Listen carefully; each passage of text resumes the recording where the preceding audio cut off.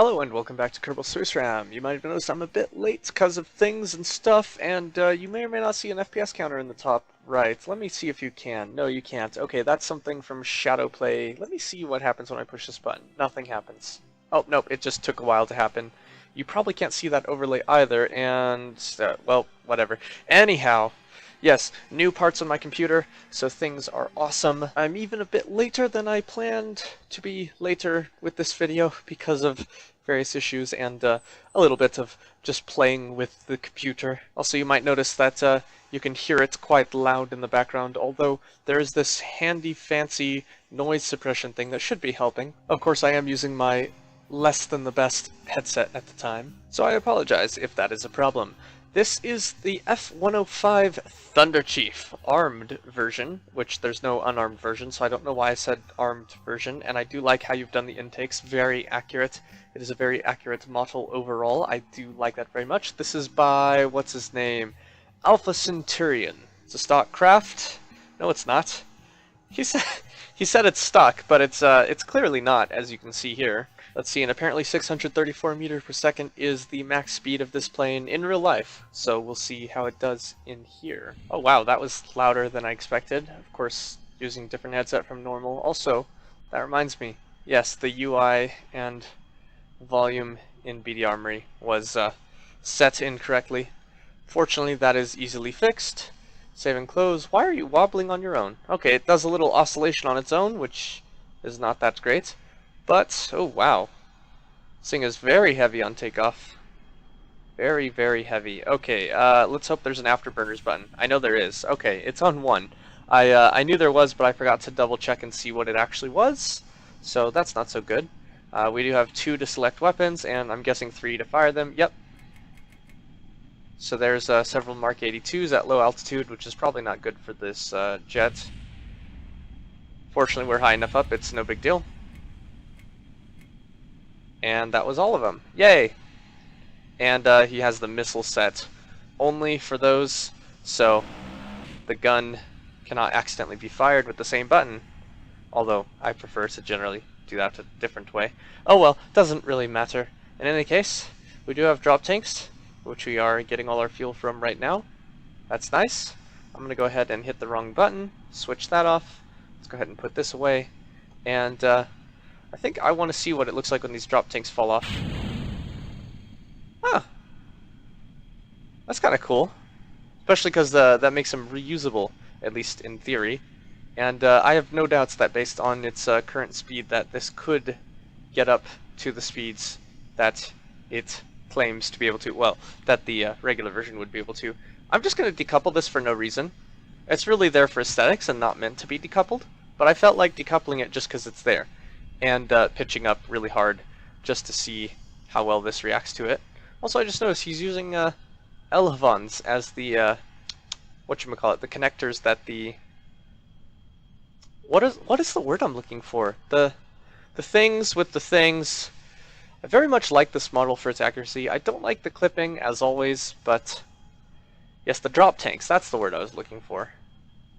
It's a very nice design nonetheless. I am enjoying it quite well. Beautiful. I'm going to turn off the SAS and see how it handles without SAS. Handles quite smoothly. Like, obviously there's a bit of trim that's needed to maintain level flight, and since I am using my keyboard right now, I can't really manually do that or otherwise. I mean, I can set trim, but I would have a hard time getting it right. Very nice. Okay, now for the stupid thing, which is flying by the KSC at low altitude, high speed, and then pulling up right as we pass the VAB. And not... Oh, never mind. I was going to say, and not quite clearing the buildings, but obviously I did clear the buildings, or else I would be dead right now. Nice. Very much enjoying this. Alright, bring it around. This feels like it would be fun to engage in combat with, the way it just, it has a gradual turn, but it maintains speed quite well. Alright, let's see if we can pin this through the needle right. Yep, looks like I'll be able to. It's close, but it works. And partially because someone said it's a good idea to test landing in crafts, partially because I don't want to revert this flight because I'm afraid it'll reset my BD armory settings. I'm going to go ahead and take her in for a landing. Not on the runway, just kind of here. But there we go. Alright, just bring it down gently. And touch down. Oops, kind of bounced it off the ground a little bit. Alright. SAS off and brakes on, of course. Did I turn off the throttle? I mean yeah, I turned off the afterburner. I wasn't sure for a moment there. I just noticed that it does have a, oh, that's just part of the tail fin that's clipped in there. That's unfortunate. Next up is the Saab 29 Tunnen by, what's his name? Martin 3148 something. I only have one monitor with me, so I can't actually look while I'm doing it. While I'm saying things, why do you not have landing gear? You would think this thing would have landing gear, and this looks very wrong. This looks like tweak scale gone wrong. Yep, I just checked, and it does have tweak scale, but it seems that tweak scale is not functioning for some reason. Even though it is definitely here. That's interesting. I guess we'll try it anyhow.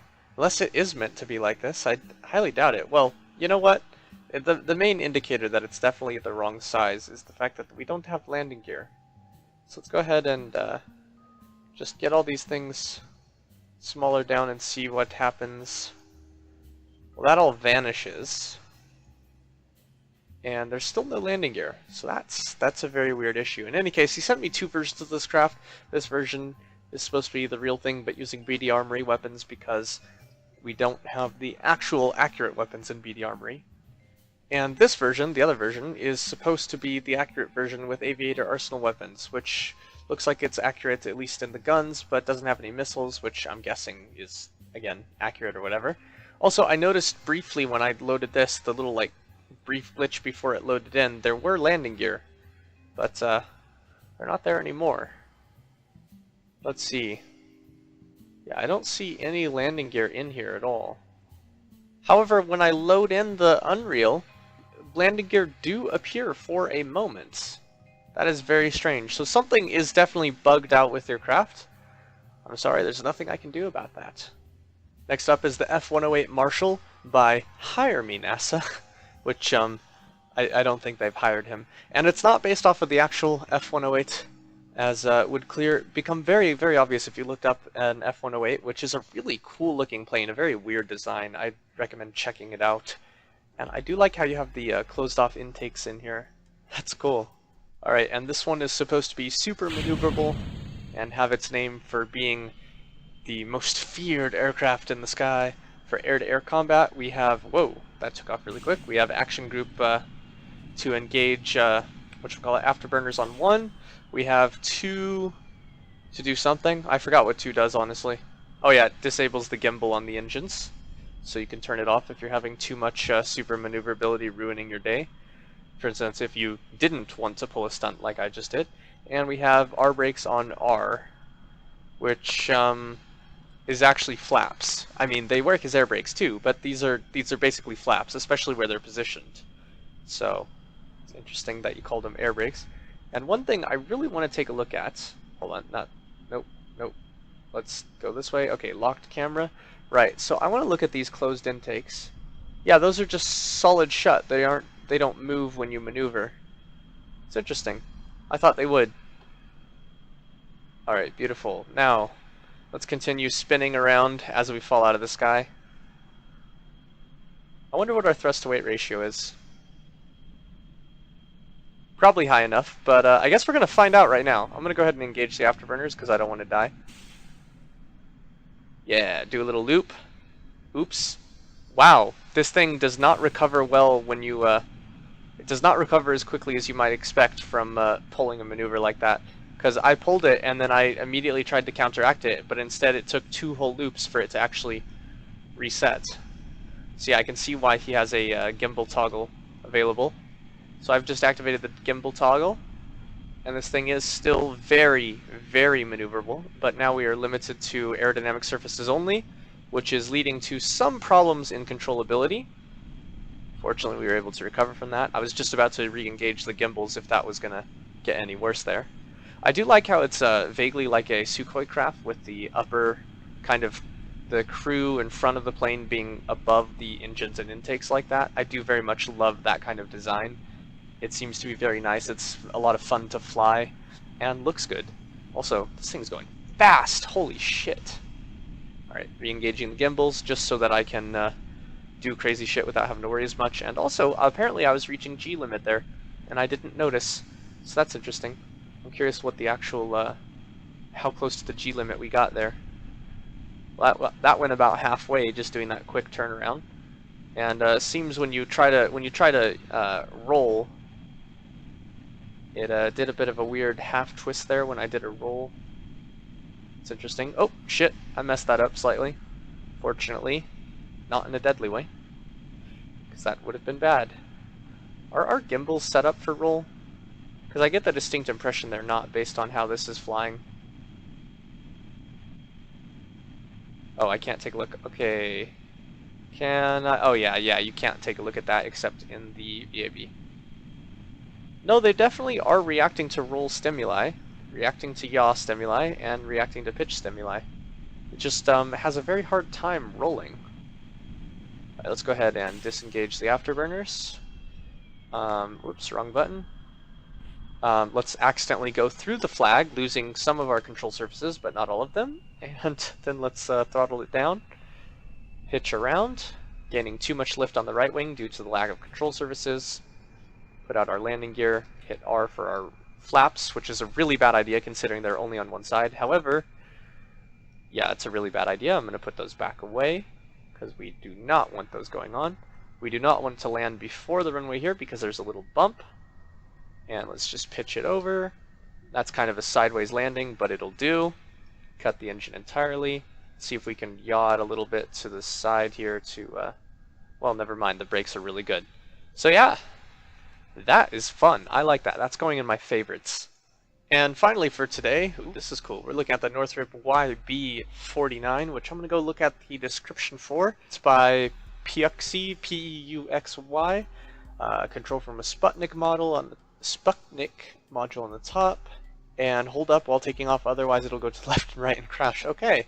And it's based on a prototype jet-powered heavy bomber aircraft developed by Northrop Corporation shortly after World War II for service with the U.S. Air Force. Featured a flying wing design, yes, I can see that, and jet-powered development of the earlier piston model XB35, which is a really cool thing if you look it up. You should definitely look it up.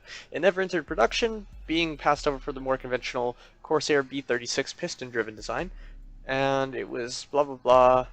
Things, probes, and it proved to be valuable later on in the development of the B-2 stealth bomber because, you know, the same kind of flying wing stuff, which is pretty cool. So, we're going to go ahead and take a look at the internal construction of this wing, which is a shit ton of struts. Holy crap. Wow. That's actually really cool that it's a design that I can actually look at the internal construction of it because it's not just a flying, it's not just wings. Like, they didn't just straight up make some wings. They actually made it a flying wing with actual internal parts. Like, there's actually hidden intakes in here, which is cool. And fuel lines, interestingly enough. Oh my god, it's got a cupola module as the front here. That's really crazy. Alright. Oh, and I just noticed we got a rear-facing guy back here. I imagine that would have been a turret in the real thing. Alright, here we go. I was told to control it from the SAS module, but I'm not going to. Okay, I am going to. And by SAS module, I of course meant the probe core, but I said SAS module, because I'm dumb. Where is the... oh dear. Maybe I shouldn't have tried to start going as soon as I launched. Alright, locked camera. Oh, come on. Wow. My computer does not like what I'm doing right now. Is this it? No, it's not it. It's a girder adapter. That's interesting. The game lags out really hard when I'm down there, but not otherwise. I guess I'm going to fly it backwards today because I just can't find the control we're looking for there, which means I'm probably going to want to turn off SAS because SAS will tend to give us the reverse adjustments of what we actually need to fly, considering, oh dear, considering the controls are backwards. And I kind of forgot to account for this, so I'm gonna have to do that again.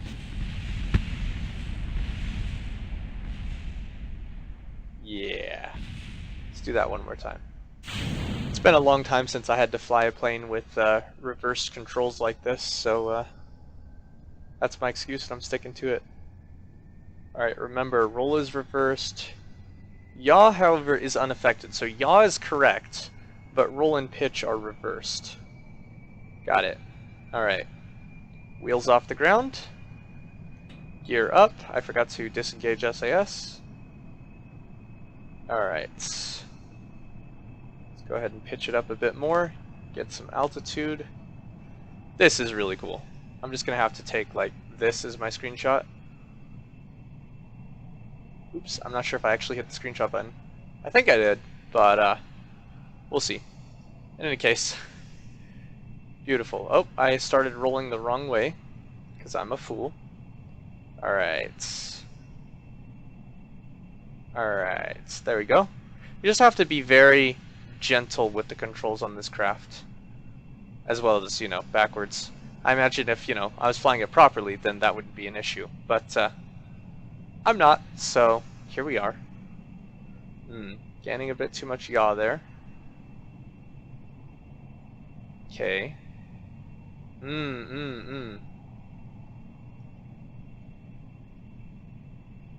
Okay, that's really weird.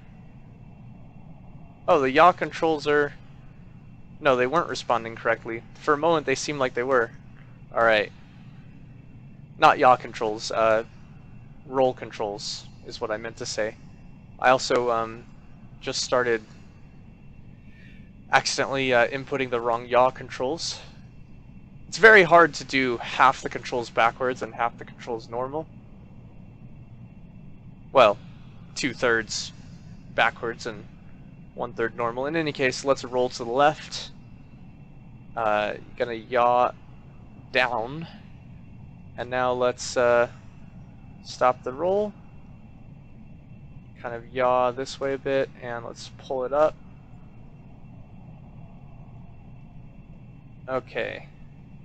Now, should I attempt to recover from this or not? Actually, it'd be pretty easy to recover from this. This thing has extremely strong yaw performance. So as you can see there, nice steady pull up. Alright, but what I am going to do is I am going to crash this into the water at some velocity. Because I can. Alright, oops, that's going up a bit. Alright.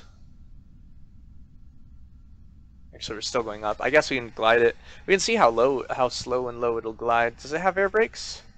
It does indeed have some air brakes, which are interestingly placed. I do like the placement of the air brakes there. That's really cool.